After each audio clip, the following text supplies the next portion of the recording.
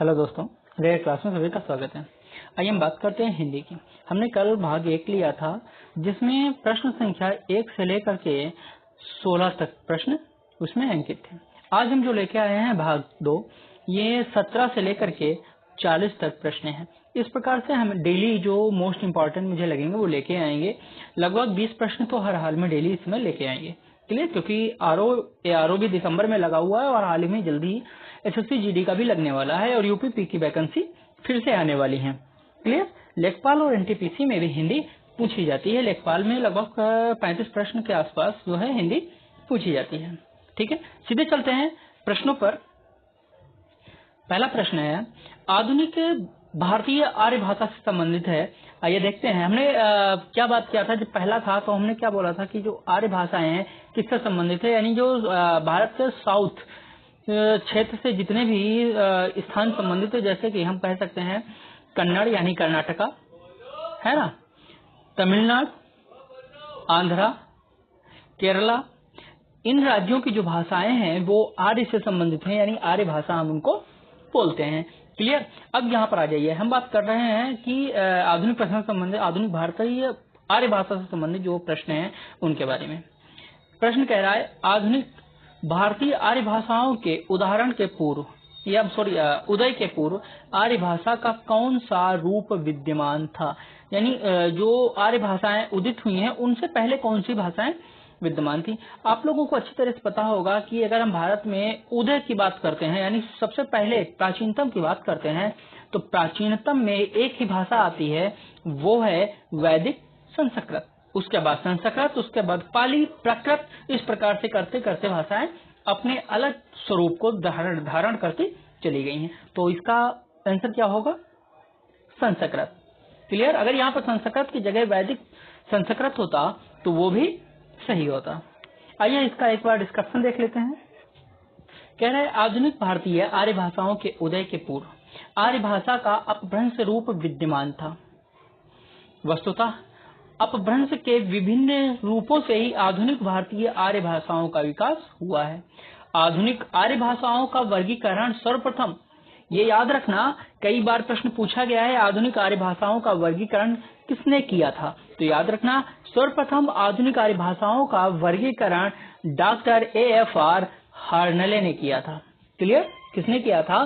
कुछ ना याद रखो, इतना याद रखो कि हार्नले ने इसका सबसे पहले वर्णन किया था या वर्गीकरण किया था। क्लियर? सन याद रखने की आवश्यकता नहीं है, लेकिन फिर भी हमने सन डाल दिया है कि 1880 ईस्वी में इसका वर्णन हार्नले ने किया था। देख लेते हैं। सबसे पहले अपभ्रंश संस्कृत है, संस्कृत के बाद अपभ्रंश वगैरह आई है। ठीक है, यानी पाली, प्राकृत, मगधी, अपभ्रंश। ठीक है, तो अपभ्रंश आधुनिक भारतीय आर्य भाषाएं या उपभाषाएं हैं, जैसे सौरसेनी, पश्चिमी हिंदी, राजस्थानी, पहाड़ी, गुजराती। देखो कई बार प्रश्न में आया है राजस्थानी किस प्रकार की किस अपभ्रंश शैली से निकली हुई भाषा है या किस अपभ्रंश शैली की उपभाषा है, तो याद रखना सौरसेनी अपभ्रंश की जो है उपभाषा है। इसी प्रकार से पहाड़ी और गुजराती है। अब यहाँ पर गौर करने वाली बात है, जो अब प्रश्न आप लोगों से पूछा जाएगा वो राजस्थान का पूछा जा सकता है और पहाड़ी पूछा जा सकता है। मोस्ट इंपॉर्टेंट है, याद रखना कि पहाड़ी और राजस्थानी सौरसेनी से निकली हुई है। क्लियर? ये मोस्ट इंपॉर्टेंट हो जाता है। बात करते हैं मागधी की। मागधी में बिहारी है, बंगाली है, उड़िया है और असमिया है। एक ही पास चारों राज्य है ना। अगर हम उड़ीसा से शुरू करते हैं, उड़ीसा है, उसके बाद बंगाल है, फिर बिहार है और असम है। क्लियर? ये मागधी हो गई। अर्ध मागधी में पूर्वी हिंदी आती है। अब यहाँ पर गौर करने वाली बात है, पश्चिमी हिंदी पूछे जाने की संभावनाएं कम है, लेकिन पूर्वी हिंदी पूछे जाने की संभावनाएं बहुत हैं। क्यों? पश्चिमी हिंदी किससे निकली है? सौरसेनी से निकली है। क्लियर? जबकि पूर्वी हिंदी अर्ध मागधी से निकली है। किससे निकली है? अर्ध मागधी से निकली है। मोस्ट इंपॉर्टेंट हो जाता है। क्लियर? मोस्ट इंपॉर्टेंट हो जाता है। महाराष्ट्री को हम मराठी कहते हैं, ब्राचड़ यानी सिंधी, टक पंजाबी, इसे हम लहंदा भी बोलते हैं। क्लियर? केके और टक, इन दोनों को हम जुड़वा बहनें भी बोलते हैं, यानी अपभ्रंश भाषा की जुड़वा बहनें टक और केके दोनों को हम अपभ्रंश भाषा की जुड़वा बहन बोलते हैं। क्लियर। आइए चलते हैं, अगला प्रश्न है, कह रहा है कि निम्नलिखित बोली वर्गों को उनसे संबंध बोलियों के साथ सुमेलित कीजिए। एक तरफ वर्ग दे दिया है, दूसरी तरफ बोली दे दिया है। वर्ग अर्थात जो अपभ्रंश हैं उनसे जो उपभाषाएं निकली हैं वो दे दिया है, दूसरी तरफ बोलियों को दे दिया है। ठीक, दिया है पश्चिमी हिंदी, उसके सामने कर दिया है मेवाती, पूर्वी हिंदी बुंदेली, बिहारी हिंदी बघेली और राजस्थानी हिंदी मगही। क्लियर। अब आइए हम देखते हैं, यहाँ पर ऑप्शन दिए हुए हैं ABCD में। आइए मिलान करना है कि पश्चिमी हिंदी किससे संबंधित है। अभी हमने आप लोगों को बताया कि पश्चिमी हिंदी सौर श्रेणी से निकली है। क्लियर। अब हम बात करते हैं पश्चिमी हिंदी में कौन कौन सी बोलियां आती हैं, जैसे कई बोलियां आती हैं। ठीक है, तो पहले हम यहाँ पर देख लेते हैं, इसके बाद हम डिस्क्रिप्शन देख लेते हैं। इसका आंसर आपका होगा बी, याद रखना बी इसका आंसर है, अर्थात पश्चिमी हिंदी किससे संबंधित है, बुंदेलखंडी या बुंदेली भाषा से संबंधित है। ठीक है, पूर्वी हिंदी ये बघेली से संबंधित है। किससे संबंधित है, बघेली से संबंधित है। पूर्वी हिंदी बघेली से संबंधित है। बिहारी हिंदी ये मगही से संबंधित है। राजस्थानी मेवाती से संबंधित है। मेवाती का तात्पर्य क्या हुआ, मेवाड़। अगर हम मेवाती को देखते हैं तो मेवाती को हम मेवाड़ से कर सकते हैं। क्लियर। महाराणा प्रताप, राजस्थान, चित्तौड़, याद होगा आप लोगों को। तो आइए इसका एक बार डिस्कशन भी देख लेते हैं। जैसा कि हमने अभी आपसे कहा कि हिंदी की उपभाषाएं, ठीक है, पहले उपभाषाएं मतलब भाषा, फिर उनसे निकली हुई उपभाषाएं। हम देखते हैं सबसे पहले पश्चिमी हिंदी। पश्चिमी हिंदी में देखो खड़ी बोली है जिसे हम कौरवी कहते हैं, ब्रजभाषा, हरियाणवी, बुंदेली और कन्नौजी। ठीक, वहीं हम पूर्वी हिंदी के बारे में बात करते हैं तो अवधी है, बघेली और छत्तीसगढ़ी, ये पूर्वी हिंदी से संबंधित है। हम बात कर रहे हैं बिहारी हिंदी। ठीक है, तो भोजपुरी है, मगही है, मैथिली है, ये बिहारी हिंदी से संबंध रखती हैं। राजस्थानी से हम अगर बात करते हैं तो पश्चिमी राजस्थानी, जिसे हम मारवाड़ी कहते हैं। ठीक है, मारवाड़ी एक हिसाब से अगर देखा जाए तो मारवाड़ी एक समूह भी होता है जिसे हम व्यापारी कहते हैं। क्या कहते हैं, व्यापारी कहते हैं। क्लियर। पूर्वी राजस्थानी जयपुरी यानी जयपुर क्षेत्र में जो बोला जाता है उसके आसपास, या हम कह सकते हैं अरावली पर्वत श्रृंखला की जो नजदीक भाषाएं बोली जाती हैं, जयपुरी भाषा है। उत्तरी राजस्थानी मेवाती है। ठीक है, मेवाती वही अभी मैंने जो बताया कि मेवाड़ है ना। दक्षिणी राजस्थानी मालवी। क्लियर। इसके अतिरिक्त अगर हम बात करते हैं अन्य जो महत्वपूर्ण तथ्य हैं या अन्य भाषाएं हैं, जैसे पश्चिमी हिंदी, राजस्थानी, गुजराती तथा पहाड़ी हिंदी का विकास सौर श्रेणी अपभ्रंश से हुआ है। अभी मैंने इसके पहले जो प्रश्न था उसमें आप लोगों को इसके बारे में बताया था। पूर्वी हिंदी का विकास जो है अर्धमागधी अपभ्रंश से तथा बिहारी हिंदी का विकास मागधी अपभ्रंश से हुआ है। क्लियर। अगला प्रश्न है, आधुनिक आर्य भाषाओं के वर्गीकरण के अनुसार, आधुनिक आर्य भाषाओं के वर्गीकरण के अनुसार पूर्वी समुदाय की भाषा नहीं है। अब देखो कई बार क्या होता है, लोगों जैसे पढ़ा होता है, मैं नहीं कहता हूं कि हमेशा गलत होता है। ठीक, यहाँ पर क्या कह रहा है, पूर्वी समुदाय की भाषा। कई बार जो एग्जाम देने जाते हैं, आप भी सच बताना जिन लोगों ने देखा है कि जब एग्जाम देने जाते हो इतना ही पढ़ते हो ना, कई बार हम नहीं को नहीं पढ़ते हैं। ठीक, और इस बदौलत उत्तर क्या हो जाता है, हमारा गलत हो जाता है। क्लियर। आइए देखते हैं, कह रहा है आधुनिक आर्य भाषाओं के वर्गीकरण के अनुसार पूर्वी समुदाय की भाषा नहीं है। तो नहीं है, कौन सी नहीं है, मराठी पूर्वी समुदाय की भाषा नहीं है। इसे अपने आप ऐसा समझ लो कि अगर हम बात कर लें भारत की। क्लियर। कुछ इस तरीके से नक्शा है भारत का। ठीक, यहाँ पर क्या पाया जाता है, ये इस साइड में क्या है, पश्चिमी घाट है। क्लियर, पश्चिमी घाट हो गई। और इधर क्या है, ये पूर्वी घाट है जो कि तमिलनाडु के मतलब तमिलनाडु, केरल और कर्नाटक के मध्य जो नीलगिरी की पहाड़ी पड़ती है। कौन सी, नीलगिरी की पहाड़ी। आप लोगों को अच्छी तरीके से पता होगा नीलगिरी। ठीक, इसकी जो पहाड़ी पड़ती है वो वहां पर पूर्वी और पश्चिमी इन दोनों घाटों का क्या होता है, मिलन होता है। क्लियर। अब गौर करो, यहाँ पर कह रहा है पूर्वी समुदाय। पूर्वी समुदाय का तात्पर्य भी है पूर्वी क्षेत्र की बात कर रहा होगा, है ना। जैसे हम भारत को बीच से डिवाइड कर देते हैं, क्लियर। भारत को डिवाइड कर दिया, यानी इस क्षेत्र के बारे में बात की जा रही है कि इस क्षेत्र में जो भाषाएं बोली जाती हैं उनमें से कौन सी इनमें ऐसी भाषा है जो नहीं है। अब गौर करो, हम उड़िया की बात करते हैं। देखो कुछ प्रश्न के उत्तर अपने आप मिल जाते हैं। उड़िया, उड़िया कहाँ पड़ता है? यहाँ पर उड़िया है ना, यानी उड़ीसा के बारे में बात की गई है। बिहारी, उत्तर प्रदेश के जस्ट पास में ये बिहारी, यहाँ पर बिहार है ना। बंगला, उड़ीसा और पश्चिम बंगाल झारखंड के पास में देखो पश्चिम बंगाल है या बांग्लादेश है ना, ये क्षेत्र भी बांग्लादेश से संबंधित रखता है। क्लियर। अब ये तो आपको समझ में आ गया। अब बचा क्या? मराठी। मराठी किससे संबंधित है? महाराष्ट्र से संबंधित है। जो कहाँ पर क्षेत्र है? ये क्षेत्र है। अब अपने आप बता दो कि पूर्वी समुदाय के जब बारे में बात की गई है तो बताओ कौन सी भाषा पूर्वी समुदाय की नहीं है। कुछ देखो प्रश्न, अगर आप लोगों ने मैप अगर गौर से देखा होगा, आप लोग कंपटीशन की तैयारी करते हो तो जाहिर सी बात है कि मैप को देखा होगा। क्लियर। जब मैप को देखा होगा तो अच्छी तरह से देखो, शब्द को पकड़ो और उससे कुछ प्रश्न अपने आप मिल जाते हैं। हर एक एग्जाम में ऐसा होता है। अब पूर्वी समुदाय के बारे में बात की जा रही है, यानी कि हम इस लाइन रेखा के पूर्व के बारे में बात कर रहे हैं कि इसके पूर्व में कौन सी ऐसी भाषा है जो इनमें से नहीं है। तो मराठी। क्यों? क्योंकि वो यहाँ बोली जाती है, यानी महाराष्ट्र में बोली जाती है। कहाँ बोली जाती है? महाराष्ट्र में बोली जाती है। ठीक, महाराष्ट्र की भाषा मराठी है, यानी ये पश्चिमी वर्ग की है। ठीक, पश्चिमी समुदाय की भाषा है। क्लियर। अगला प्रश्न डिस्क्रिप्शन एक बार देख लेते हैं। कह रहा है आधुनिक आर्य भाषाओं के वर्गीकरण के अनुसार पूर्वी समुदाय की भाषा मराठी नहीं है। मैंने अभी आपको जो बताया रीजन वही है। पूर्व की भाषाओं में असमिया है, बंगला है, उड़िया है को जगह दी गई है, जबकि मराठी को दक्षिण समुदाय में रखा गया है। गौर रखना, दक्षिण समुदाय में रखा गया है। और यदि यहाँ पर मान लो दक्षिण समुदाय ना होता, पश्चिमी समुदाय होता। आधुनिक आर्य भाषाओं के वर्गीकरण के अनुसार पूर्वी समुदाय की भाषा मराठी नहीं है। क्लियर। पूर्व की भाषाओं में असमिया, बंगला, उड़िया को जगह दी गई, जबकि मराठी को दक्षिणी समुदाय में रखा गया है। याद रखना, दक्षिणी समुदाय। लेकिन अगर दक्षिणी की जगह पर पश्चिमी भी आता है तो तुम्हारा वो भी आंसर सही है, क्योंकि तब दो दिशाओं में केवल वर्णन किया गया है। अगर हम इस प्रश्न को देखते हैं तो प्रश्न पूर्व के बारे में बात कर रहे हैं, यानी दो दिशाओं को निर्धारित कर रहा है, पूर्व और पश्चिमी, क्योंकि जितनी भाषाएं हैं पूर्व की हैं और एक पश्चिम की, यानी मराठा महाराष्ट्र की है। क्लियर। तो पश्चिमी समुदाय भी सही होगा। महत्वपूर्ण प्रश्न तथ्यों में है, जैसे हिंदी भारतीय आर्य भाषाओं को दो वर्गों में बांटा गया है।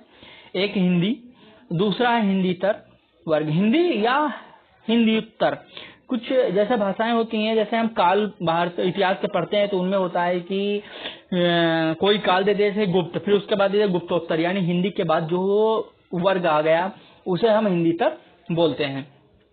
क्लियर। अब अगला देखो, मोस्ट इम्पोर्टेंट है कि पाकिस्तान में बोली जाने वाली पंजाबी भाषा को क्या कहा जाता है। याद रहे, लहंदा जो है ये पंजाबी भाषा को पाकिस्तान में कहा जाता है, भारत में नहीं कहा जाता है। याद रखना, भारत में पंजाबी भाषा को पंजाबी बोला जाता है, लेकिन पाकिस्तान में लहंदा बोला जाता है। और पंजाबी है, लहंदा है, ये किससे निकली हुई है? ब्राचड़ से निकली हुई है। क्लियर। यानी ब्राचड़ अपभ्रंश भाषा से ये निकली है। बंगला, उड़िया, असमिया तथा बिहारी का विकास मगधी से हुआ है। क्लियर। यानी पूर्वोत्तर जितनी भाषाएं हैं, पूर्वी भाषाएं हैं, ये मगधी से निकली हैं। ठीक है। अगला प्रश्न है आधुनिक भारतीय भाषाओं का विकास किससे हुआ है। ठीक, आधुनिक भारतीय भाषाओं का विकास, यहाँ पर देखो गौर करो, आधुनिक भारतीय भाषाओं का विकास के बारे में बात की जा रही है। तो याद रखना, आधुनिक जो भाषाएं हैं वो अपभ्रंश से निकली हैं, जबकि हम वैदिक की बात करते हैं तो वो संस्कृत होगी। क्लियर। संस्कृत होगी, याद रखना।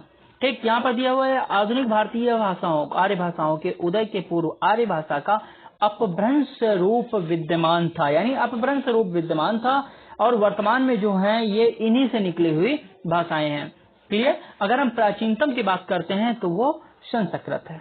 क्लियर। अगला प्रश्न है कि अपभ्रंश में कितने स्वर मौजूद हैं। अपभ्रंश में कितने, यहाँ पर स्वर पूछा गया है कि अपभ्रंश में कुल कितने स्वर मौजूद हैं, तो 8 स्वर मौजूद हैं। क्लियर। आइए देख लेते हैं कि वो स्वर कौन कौन से हैं। अपभ्रंश मध्यकालीन आर्य भाषा तथा आधुनिक आर्य भाषाओं के बीच की कड़ी है। क्लियर।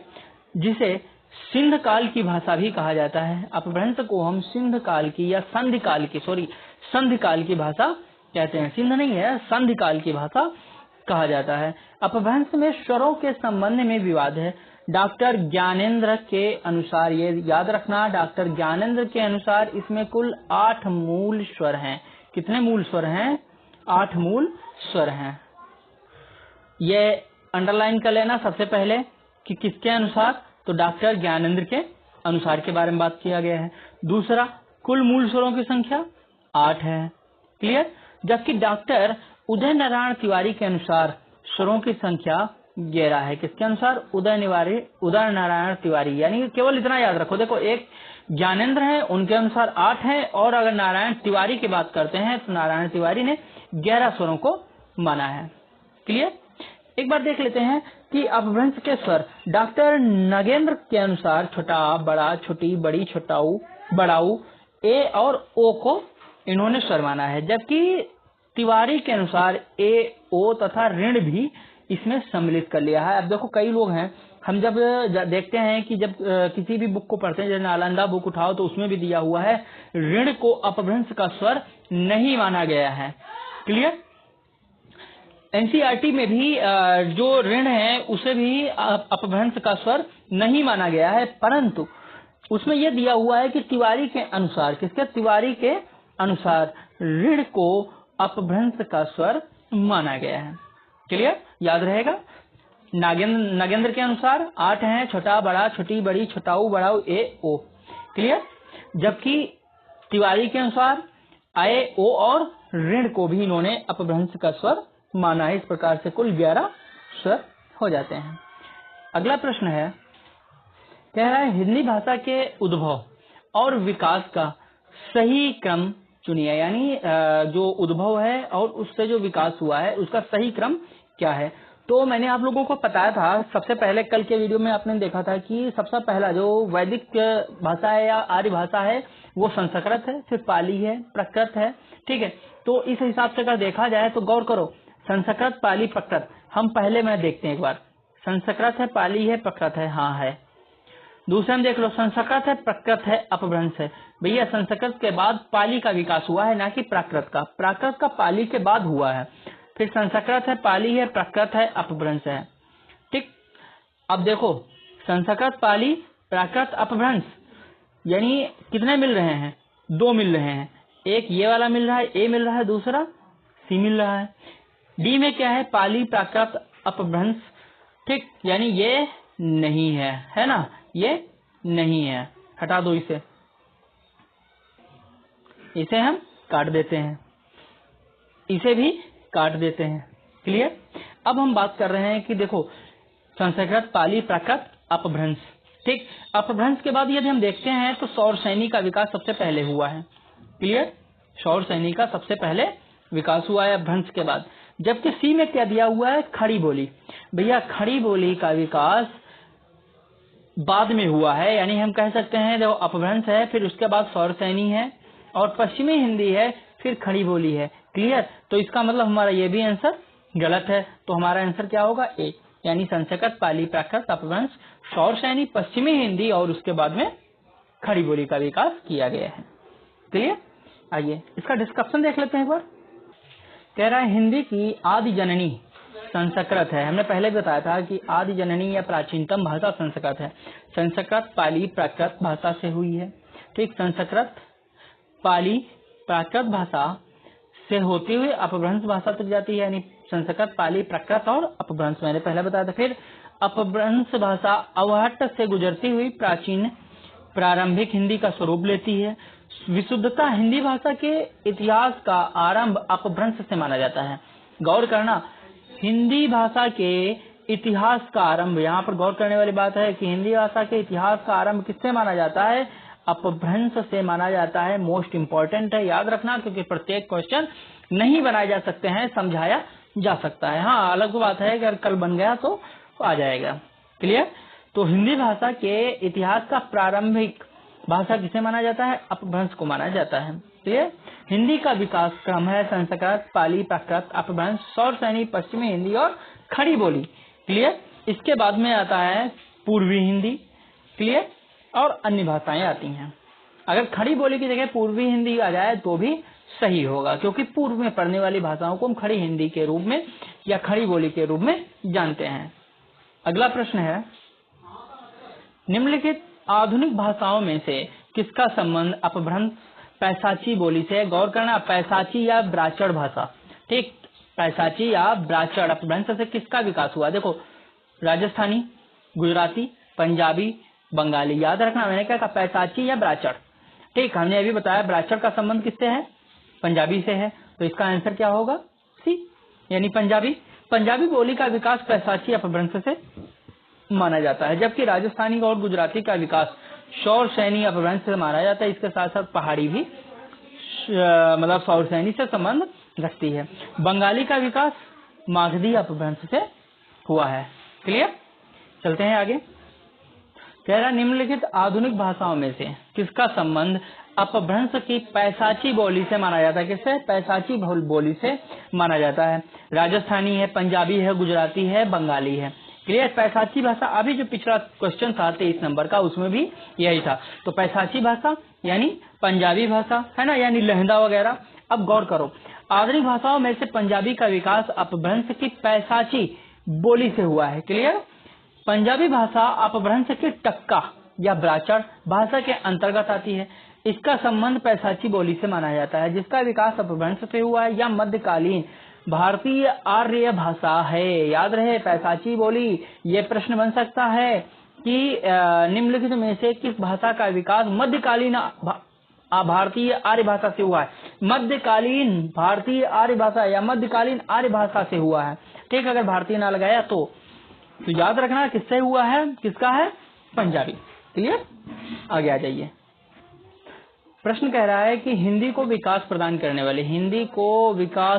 करने वाली भाषा कौन सी है? तो हिंदी का विकास अपभ्रंश के पश्चात हुआ है। क्लियर, यानी भारतीय आर्य भाषा के इतिहास में 500 से 1000 ईस्वी के मध्य काल को अपभ्रंश काल कहा जाता है, और इसे ये मध्यकालीन भाषा के रूप में जानते हैं। यानी अपभ्रंश काल की भाषा को मध्यकालीन आर्य भाषा के रूप में जानते हैं। अपभ्रंशों से ही आधुनिक आर्य भाषाओं हिंदी, बंगला यानी बांग्ला, गुजराती, मराठी, पंजाबी, उर्दू, ओडिया आदि का विकास हुआ है। क्लियर, अगला प्रश्न है, कह रहा है इनमें से कौन सी बोली मध्य प्रदेश की प्रमुख बोलियों में से नहीं? यानी मध्य प्रदेश में कौन सी बोली नहीं बोली जाती है? मालवी, बुंदेली, निमाड़ी या फिर बांगर। तो याद रहे, हम बात करते हैं बांगर या बांगरू। ठीक, इसको देखो, दो भाषाओं में हमारा आंसर क्या है? डी है। बांगर या बांगरू जो है पश्चिमी हिंदी उपभाषा वर्ग की बोली के अंतर्गत आता है, पश्चिमी हिंदी में आता है। हम बात कर रहे हैं यहाँ पर मध्य प्रदेश की प्रमुख बोलियों की। ठीक, प्रमुख बोली मध्य प्रदेश में पूर्वी क्षेत्र में स्थित होती हैं। ठीक है, बांगरू को हम हरियाणवी या हरियाणवी भी कहते हैं, बांगरू। गौर करो, हरियाणवी यानी हरियाणा क्षेत्र में स्थित है। हम बात कर रहे हैं मध्य प्रदेश की, हरियाणा पूर्व में स्थित है। क्लियर, यह हरियाणा राज्य की बोली है। बांगरू कहाँ की है? हरियाणा राज्य की बोली है। जबकि मालवी, निमाड़ी और बुंदेली अर्थात ये तीनों भाषाएं कहाँ से संबंधित हैं? तो मध्य प्रदेश से संबंधित है। क्लियर, मालवी, निमाड़ी और बुंदेली मध्य प्रदेश की भाषा से संबंधित है। अब यहीं पर बात अगर हम करते हैं कि जो बुंदेली भाषा है, ये अगर मध्य प्रदेश ना दे तो पूछ ले किस राज्य की प्रमुख बोली है, तो याद रखना जो बुंदेली है मध्य प्रदेश के अतिरिक्त अगर हम बात करते हैं तो उत्तर प्रदेश की बोली है, यानी बुंदेलखंड में बोली जाती है। झांसी, बुंदेलखंड, सतरा वगैरह में बोली जाती है। क्लियर, अगला प्रश्न है, प्रश्न कह रहा है कि निम्नलिखित बोलियों को उनके क्षेत्र के साथ सुमेलित कीजिए। क्लियर, अब यहाँ पर खड़ी बोली है, ब्रजभाषा है, बांगड़ू है, अवधी है। क्लियर, अब जैसा कि आप लोग जानते हैं कि हमने अभी पीछे बताया आप लोगों को, जो खड़ी बोली है, खड़ी बोली का संबंध किससे है? बिजनौर क्षेत्र से है। क्लियर, किससे है? बिजनौर क्षेत्र से खड़ी बोली का संबंध। वहीं ब्रजभाषा की अगर हम बात करते हैं तो ब्रजभाषा का संबंध आगरा से है, या हम मथुरा भी कर सकते हैं। देखो, मथुरा के क्षेत्र के आसपास जो सराउंडिंग में जितने होते हैं ब्रजभाषा से हैं। अगर आगरा की जगह पर मथुरा हुआ तो हमारा मथुरा भी सही होगा। क्लियर, बांगड़ू का संबंध किससे है? तो अगर हम बांगड़ू के बारे में बात कर रहे हैं तो बांगड़ू करनाल से संबंधित है। किससे है? करनाल से संबंधित है। अवधी भाषा, तो अवधी भाषा सुल्तानपुर जिला से संबंधित है। क्लियर? तो हमारा आंसर क्या होगा? बी, यानी खड़ी बोली बिजनौर से संबंधित है। ब्रज भाषा आगरा या मथुरा से संबंधित है। बांगड़ू भाषा का करनाल से संबंधित, जबकि अवधी भाषा सुल्तानपुर से संबंधित है। क्लियर? देखते हैं एक बार इसका डिस्कशन भी। उपर्युक्त बोलियों का उनके क्षेत्रों के साथ सही सुमेलन इस प्रकार से है, जैसे बोली है, क्षेत्र है, उपभाषा है, उत्पत्ति है। क्लियर? हम बात कर लेते हैं सबसे पहले पश्चिमी हिंदी और सौर सैनी का अपभ्रंश से उत्पन्न जो भाषा है। ठीक, तो गौर करो, बिजनौर क्षेत्र में खड़ी बोली बोली जाती है, आगरा क्षेत्र में ब्रज भाषा, करनाल क्षेत्र में बांगड़ू भाषा बोली जाती है। वहीं पर हम अर्धमागधी अपभ्रंश और पूर्वी उपभाषा की जो भाषाएं हैं, तो सुल्तानपुर में अवधी बोली जाती है। ठीक, बिलासपुर में छत्तीसगढ़ी बोली जाती है। छत्तीसगढ़ी पूर्वी भाषा, याद रखना। क्लियर? आइए अगला प्रश्न है।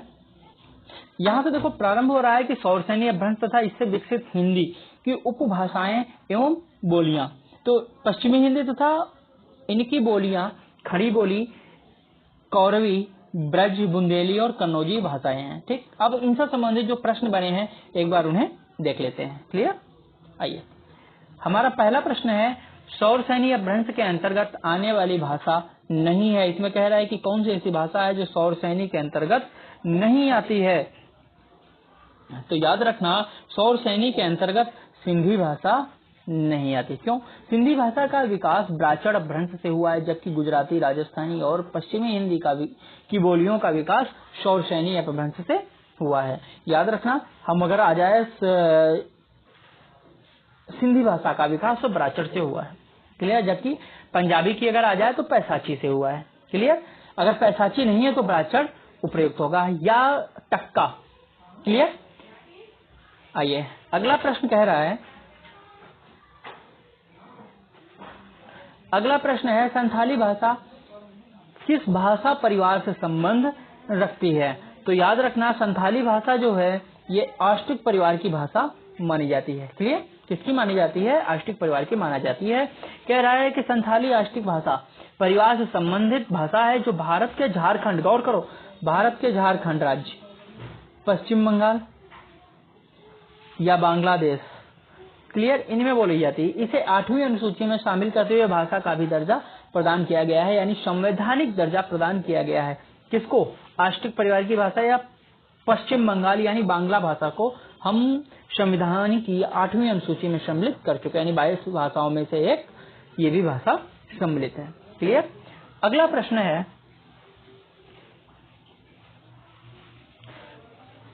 पहाड़ी हिंदी का विकास किस अपभ्रंश से हुआ है?